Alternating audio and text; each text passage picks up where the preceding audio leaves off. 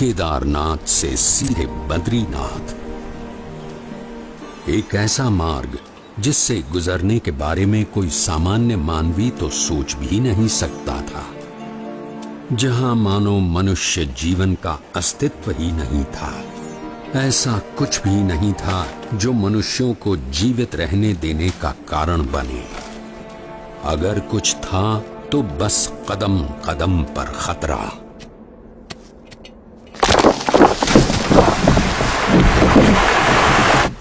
शून्य के नीचे का तापमान जो पानी को पीने के लायक भी नहीं छोड़ता था।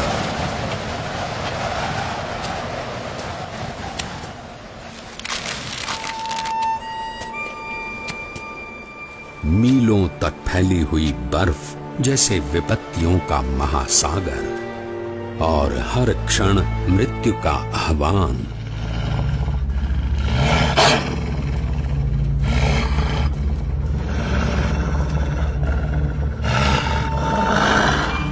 पर केवल 11 वर्ष का एक बालक कृत निश्चयी था अपने ध्येय तक पहुंचने के लिए।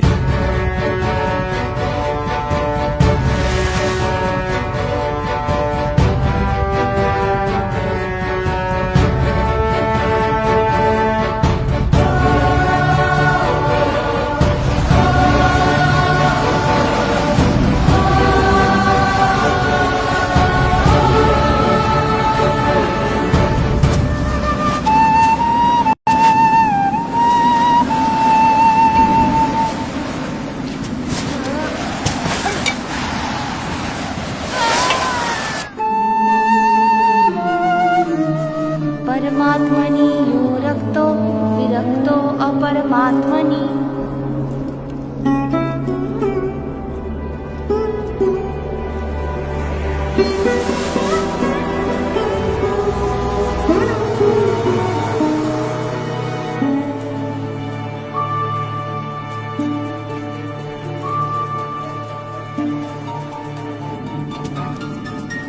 परमात्मनि यो रक्तो विरक्तो अपरमात्मनि।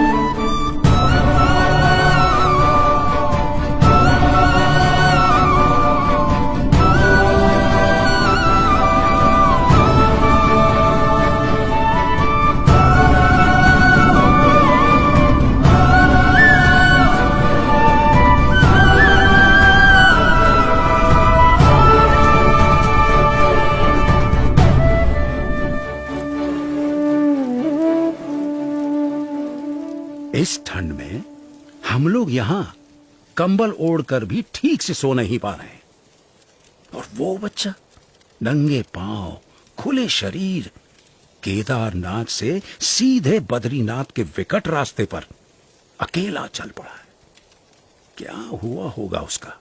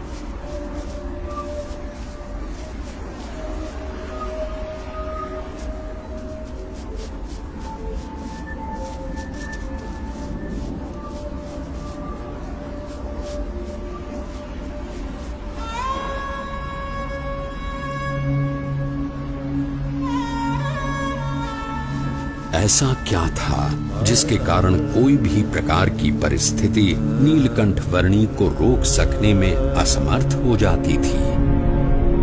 कभी हिम प्रपात तो कभी भयानक बारिश,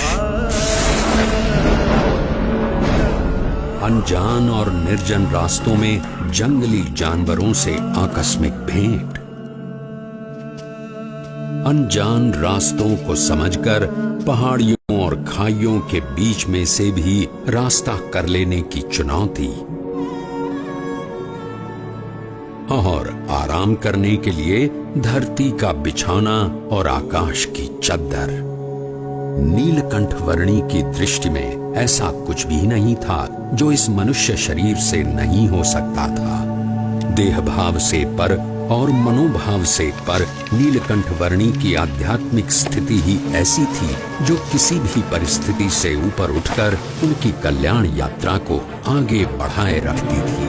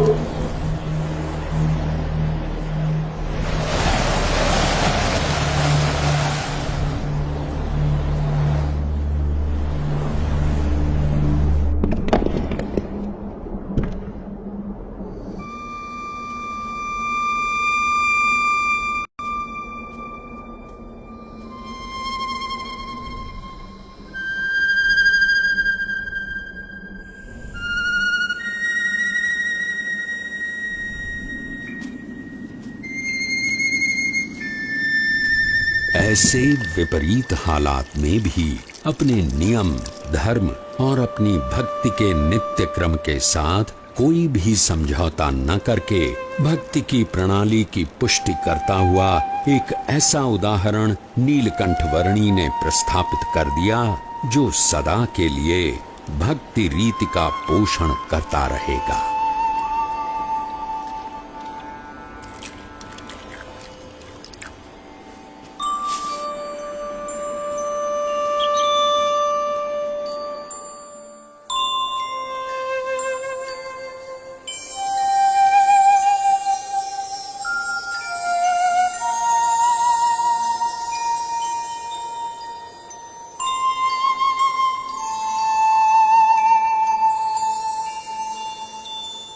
आज के समय में भी कई लोग साथ मिलकर बहुत सारी सुविधाओं के साथ जिसे पार करने के लिए हिचकिचाते हैं, वैसा केदारनाथ से सीधे बद्रीनाथ जाने का लगभग 75 किलोमीटर का मार्ग नीलकंठ वर्णी ने नंगे पांव, खुले शरीर, अकेले केवल 9 दिनों में पार कर लिया।